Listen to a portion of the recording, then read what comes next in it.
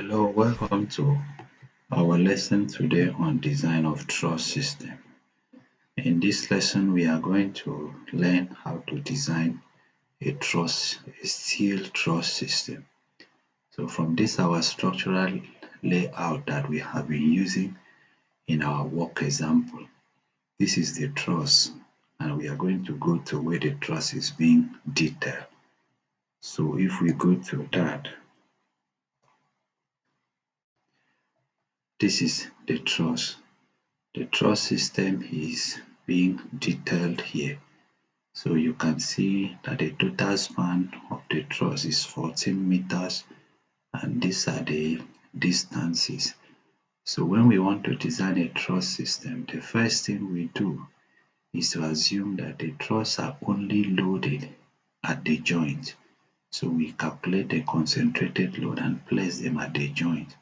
This is for ease of analysis. Another assumption we do is that we assume that all the joints are pin joint. So if all the joints are pin jointed, we are not dealing with any moment. We are only going to deal with axial load, with axial compression or axial tension. So what we do is to place the load at the joint. And so what first thing we are going to do is to find out what is the value of this load that we are placing at the joint. This load we call FD, the design load at the joint. So this is what we are going to do.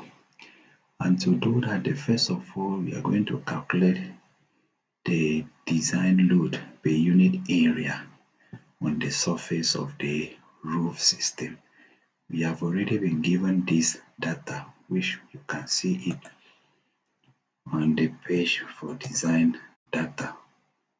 So you can see for roof, where is for roof impose roof action. So you can see permanent action at roof is actually, this is the self weight of roof structure construction. This is the self weight of ceiling and services. So the total GK, total permanent action, is 0.9 kilonewton per meter square, while the total variable action is 0.6 kilonewton per meter square. So now we can go back to our calculation. So this is where we had this and we had this. And as usual, our factor of safety for permanent action is 1.35. Our factor of safety for variable action is 1.5. And our reduction factor is 0.925. So when we put this into our design equation 6.310b, you have is a reduction factor, is a factor of safety for permanent action, this is a permanent action, plus this is the factor of safety for variable action, this is a variable action. So that gives us 2.02 kilonewton per meter square. So you can see this is the load that is acting at the surface area of the roof. But what we are actually looking for is the point load. So the next thing we are doing, let's change this load into load per linear meter. So to change it to load per linear meter, what do we do? These trusses, the polines here, the polines are spaced, the polines here, which are at the joint, they are spaced at distance of 3.5 meter in the horizontal. This is the distance at the horizontal, 3.5 meter, that is 3,500 millimeter. So if we want to find this distance at this inclined surface, remember this surface is inclined at 15 degrees. So if we want to do with simple geometry, that will give us 3.5 meter over cos 15. So that is why we come here and say, okay, for the distance of 3.5 meter between polines center to center, the design value is 2.02, which is the one we have calculated, multiplied by this distance, which is 3.5 over cos 15. You can look at your simple geometry, trigonometry, to find out how this is done. So that will give us 7.32 kilonewton per meter. Because we have divided it by a distance, it now turns to kilonewton per meter, which is load per linear meter, UDL. So the next thing we do, we still do not have this point load. So the next thing we do, we know, or let's assume that for the pole lines are spanned at 6 meter, the pole lines are spanned at 6 meter.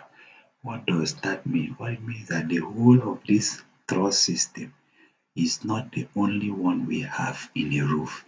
We have this system spaced as a distance of 6 meters apart within the entire roofing system, within the entire roof of the building. So we have this truss spaced at 6 meters. So we have this one, we have another one. So if this truss is spaced, that means each of them is carrying a load within 6 meter length of the roof. So that is why we come here and we say that for a poline span of, that is for the roof truss span of 6 meter, we want to calculate the point load. We multiply this value that we had before by 6 and it gives us 43.92 kilonewton. So by so doing, we have determined the value FD, which is the point load that we can now place at each of these joints. So this is where this one is FD. This one is FD over 2 because it's only carrying half, while this one carry half from this span and carried half from this span. This one the same, this one the same. This one is only carrying half from this span because there is no span here. That is why you have FD over 2. So having done that, what we now do is to draw this our truss system and place this load. This is FD, so that will be 43.92. So this will be 43.92 over 2. This is 43.92, 43.92, 43.92 over 2. Remember, their unit is in kilonewton. So I haven't done that. The next thing is to just go ahead and do our truss analysis that we have done in other courses. We must have done that in strength of material in year 2 and in structural mechanics in year 3. How to analyze truss. So when we analyze the truss, we will have our member forces. The member forces. What is the force in member? BD, DG, GH, and all the members. So when you find out the analysis, in that analysis was carried out using the method of joint resolution. So at each of the joint, there was resolution of forces after calculating the support reaction. And having done that, the member forces were determined. So you can go ahead and do your truss analysis. The member forces were determined. For member AB, we have minus 255, AC, BC, BD, and all the members. So you can now come to this truss. Let's look at which member were in compression. We have member AB, member BC, member BD. So those are, where are they? So this is member AB, member BC, member BD. So this top member AB is in compression, BD is in compression, BC is in compression. Because the truss is symmetrical, so this other DG will also be in compression, GH will be in compression, EG will be in compression. That means the rest of the member AC, CE, CH, CD, DE will be in tension. So having done that, we can go ahead and design the truss members.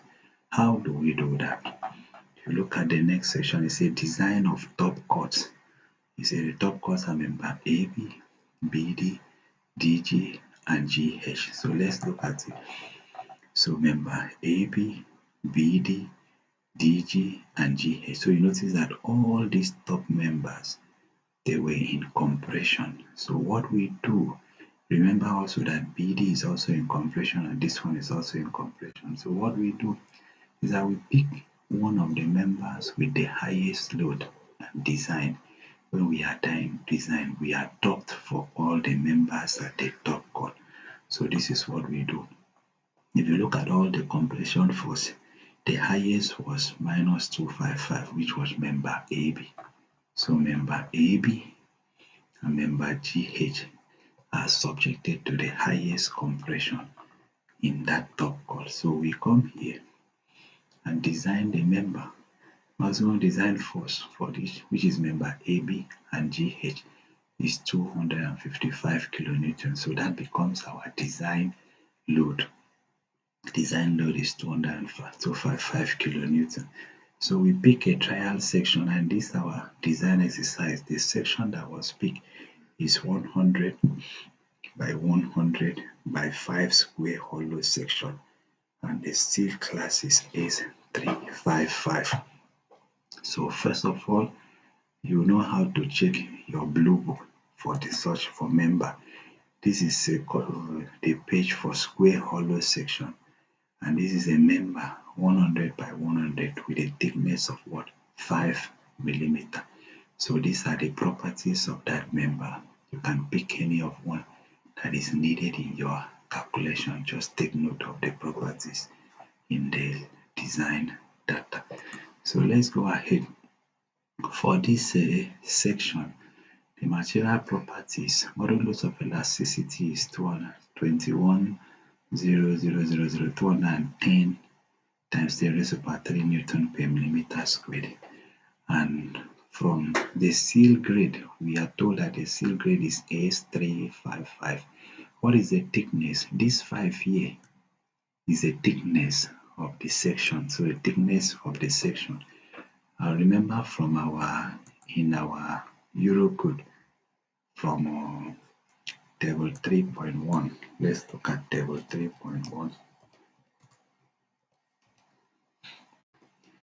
Table 3.1 here says that for members whose thickness are less than or equal to 40 mm, and this our member, the thickness is 5, which is less than 40 mm. So which is less than 40. So we can come here and say, in that case for S355, what is our Fy? Our Fy is 355. Is also 355 Newton per millimeter square. That was how they had this value, that our Fy is 3.355 Newton per millimeter square. From there, we can go ahead and calculate epsilon, because epsilon, you need it somewhere, is a square root of what? 235 all over Fy. So which is this, and our epsilon is 0.81. Take note of that so that when we want to use it. Another thing I will need to point out is this E, modulus of elasticity. I'll point out something on this modulus of elasticity. So what I want to point out is, if you look at this modulus of elasticity, is 221 times 10 raised to the power 4 Newton per millimeter squared. But when you come to the properties here, you can think that modulus of elasticity is elastic modulus, and you come to elastic modulus, it is 55.9 cm raised to the power 3, and you wonder why is it so. This value is actually elastic section modulus, which is different from modulus of elasticity. This is elastic section modulus, this is plastic section modulus.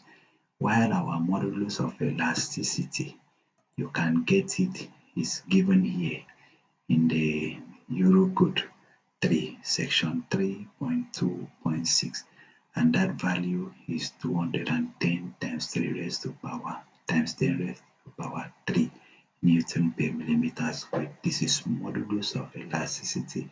The other one that is given in our steel design book is elastic section modulus. Take note of that so that you don't get confused. These are selected section properties that were derived from the table.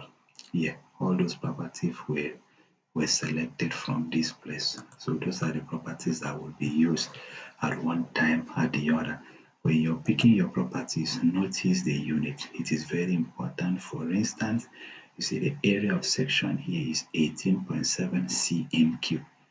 But when you're doing calculation, you'll not be using cm cube. You can see To change it to mm cube, you have to multiply it by 100. That gives us 1870 mm cube or mm square. Take note of that. So we can go ahead. The next one is section classification. Section classification to do, if you look at the way it is done here, usually is to check if it is class 1. If it is class 1, not class 1, you check if it is class 2. If it is not class 2, you check if it is class 3. But what they did here in this work example, since class 1, class 2, class 3 usually have the same formula, it's only class 4 that is things are calculated differently. So they just go ahead and check if it is class, at least class 3. So they just went to the condition for class 3.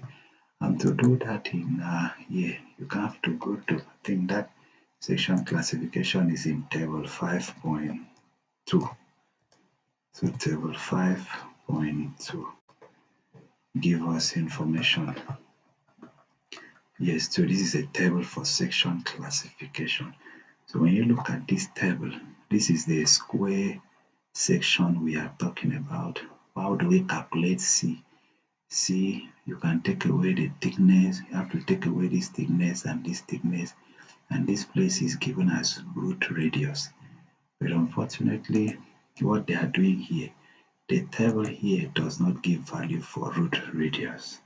So what I have noticed them do here is that they are considering the root radius to be half of the thickness.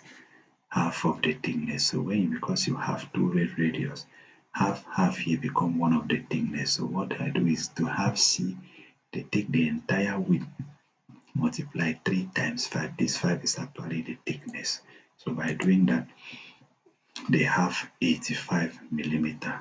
That is gives them the C, the value of C. So what you now do, what is the condition? Part subject to compression is what they are doing, because in our truss analysis, we are designing a compression member. So that member is not subjected to any bending. So we are concentrating on the one subject to compression.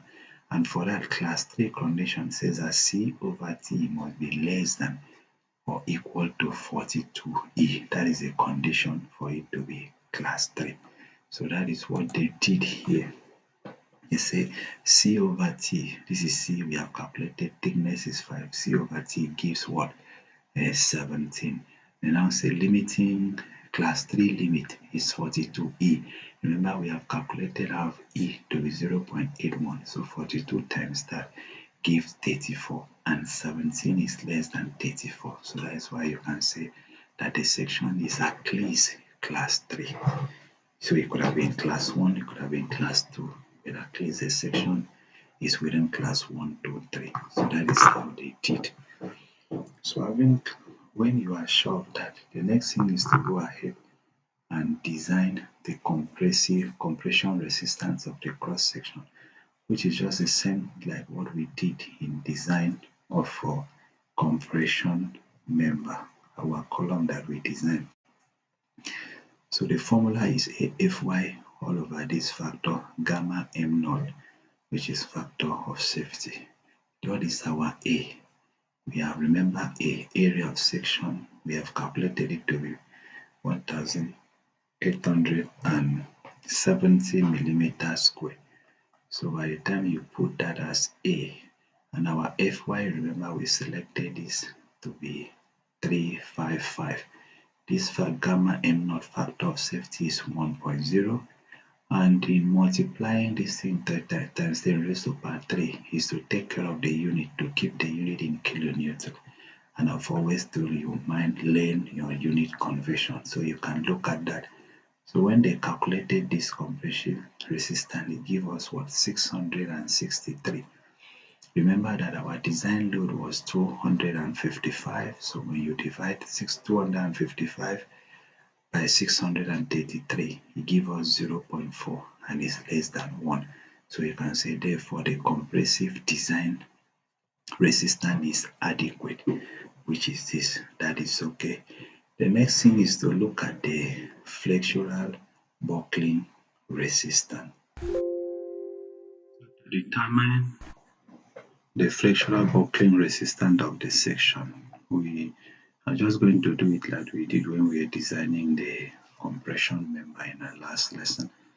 So first of all, we calculate the non-dimensional slenderness. The non-dimensional slenderness of the section is given by this formula because we don't usually know how to calculate NCR. So we use this one, which is at the critical length all over the radius of gyration in the minor axis multiplied by 1 all over this lambda 1.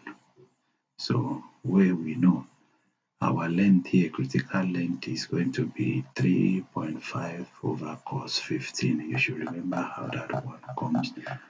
Remember, we are looking for this distance, AB. That is the length, AB. That is the length we are looking, while 3.5 is actually the horizontal axis. So to calculate this one, this is 3.5 divided by cos 15. Those are just simple geometry. So that was how we had this. So the actual length is 3623 millimeter. So the next thing is to calculate lambda 1. We can find all this in the equation 6.50. You can see all these things divided. Lambda 1 is actually pi into the square root of E over Fy. And of E, which is a section modulus of elasticity, we know our Fy we know to be 355. So we do that. So our lambda 1 gives 76.4. This is a non-dimensional figure. So it doesn't have unit. Now we go back to this equation to calculate our non-dimensional slenderness. So we can now say it is, we know our LCR to be what? This value. Our this radius of graduation we were given in our section properties, and it was this. Remember, it was 3.86 cm and it's changed to 38.6 mm. All over 1, all of this multiplied by 1 all over. This is the value for lambda 1. So by doing that, our non-dimensional slenderness is 1.23. You now go back to this equation. You should be familiar with these two equations. You can find it in Eurocode in equation 6.49. Equation 6.49 is somewhere here in the Eurocode. This is the equation to calculate what the reduction factor due to buckling. So these are the equation for. So we can go ahead for the equation here where phi is this. What don't we know? We don't know this alpha, which is imperfection factor. We know this. So the only thing we don't know is alpha. So we can now say we are told alpha is 0.21. Use buckling curve A for square hollow section. How do they do that? To get this, you need to go to, I think, section table 6.2. In table 6.2, you select the buckling curve to use. So when you look, we are looking at hollow square hollow section. So we are here. And for hollow section, is it hot finish or cold work? The one we are looking for is hot finish. So we are here. And for buckling about axis, for any axis. And so for our steel class, we are using C class S351. And so the value say for that, this is we are using buckling curve A. So go to this table and find out, master how that is done. So that is why we're using buckling curve A. So what do we do with buckling curve A? We now go to table 6.1. It gives the imperfection factor alpha for all the buckling curves. So for buckling curve A, the imperfection factor is 0.21. Remember that for the UK people, a comma means it's the same thing as decimal point.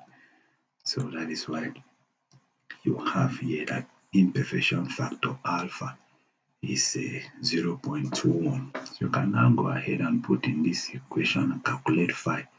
And phi was calculated to be what? 1.32, which you can now go back to this equation and calculate the reduction factor. By the time you put that in this equation, the reduction factor is 0.52. Now, alternatively, like we did in the other example, you can calculate the reduction factor using the buckling curve. How is that done? After you've calculated your non-dimensional slenderness 1.23, you go through to a good figure 6.4. So this figure 6.4, buckling curve and reduction factor here. So what do we do? Remember, we are looking using buckling curve A, which is this one. So non-dimensional slenderness was 1.23. So 1.23 should be somewhere around here. So you just produce it to buckling curve A. So we are somewhere here, which you can produce it to the vertical axis, and you can see it still gives you something around 0.52. Some people must, another person might read it as 0.53, but you just have something around there, which is the same thing like what we have here. So you can use either of the method, either this calculation method, or you use the buckling curve. So having done that, the next thing is to go to calculate the flexural buckling resistance. Like I've said in our lesson, once your buckling comes, it's just to calculate the reduction factor and go back and calculate the flexural capacity. Remember, when we calculate the resistance, the compressive resistance was just AFY all over gamma M naught. So it's the same thing here, just that they have added this reduction factor, XZ. So by the time you do that, it's just 0.52, which is the reduction factor. 1870, we have used it. 355, we have used it. Multiply by 10 raised to the power minus 3 to keep the answer in kilonewton. So when they do that, they have what? 345 kilonewton. Is to go back to check if the resistance is okay, which is this NED all over MBRD. NED is a design load, which was 255. NED is this our buckling resistance we have calculated. So when you divide by this, when you find it 0.71 and it is still less than 1, once it is still less than 1, it is okay. So you can now say that the flexural buckling resistance is adequate. And because all those we have calculated is adequate, you can now therefore say that the design flexural buckling resistance is adequate. And so this section 100 by 100 by 5 square hollow section is satisfactory. So we can adopt that section for our top cut. The next set of member to design is to design for bottom cut member AC, CE, and EH. Where is the section? Our roof truss. Remember AC, CE, and you remember all these members were in compression. They were all in compression. And what was the highest value? The highest value there was 246. 246. So they were in tension. Yeah, they were in tension. So the highest value is 246. That is why you can now come in that design. It's a design of bottom cut member. What they did, the maximum design force here is 246 kilonewton and in tension. And so you say the bottom cut will also be, they are also selecting that same member, 100 by 100 by 5 square hollow section with steel class S355. So the design of tension member is equal to plastic, the design plastic resistance of the section, which is this, just the design plastic resistance. So design of tension member is not usually difficult because in tension there is nothing like buckling. So it's just to go ahead and do AFY over gamma M naught, and we have done that before. It gives us 663 kilonewton, and we can say 663 kilonewton is greater than our design load, or either you do design load over this, it will give you a value less than 1. Whatever way you do it, you can see it's okay. So design of tension member is not difficult, it's just to do this. Just to do this design of tension member. The next thing to do is to design of internal member BC, EG, CD, and DE. So when we go to that member, where are the members? It is this member, this member, this member, this member. So let's go and design it. So in designing that member, the member design is such that the one, which one has a maximum design tension force is 82. Maximum design compression force is 42. So what do we do? Maximum length in compression is this. In tension, we don't think of length. Length doesn't come in a design of tension member, it's only in compression. So in compression, the maximum length is what? 970 millimeter. That is the member that is in compression. So we are saying, let's try section member 70 by 70 by 5 square hollow section with steel class S355. So all you need to do is to follow the process that we have used above in design of the top cord and then design this member. So if we say the same design process as above, the following resistance can be calculated. Calculate the fractional buckling resistance. Length is this, so and it was calculated to be 419 kilonewton. The tension resistance to be 450. Tension resistance does not has nothing to do with length, so it's 450. And this value is greater than the highest compression uh, moment, which is 42. This value is greater than the highest tension load, sorry, not moment, tension load in tension. So thus all internal members will be selected as this. So just follow the process that we have designed compression member and tension member. And so by so doing, you have designed all the members in this section. You can go ahead and adopt those members for your section. Serviceability limit state. What does it have to say in serviceability? You could neglect the deflection aspect. So by so doing, we have been able to design our truss system, which brings us to the end of our lesson. Thank you very much.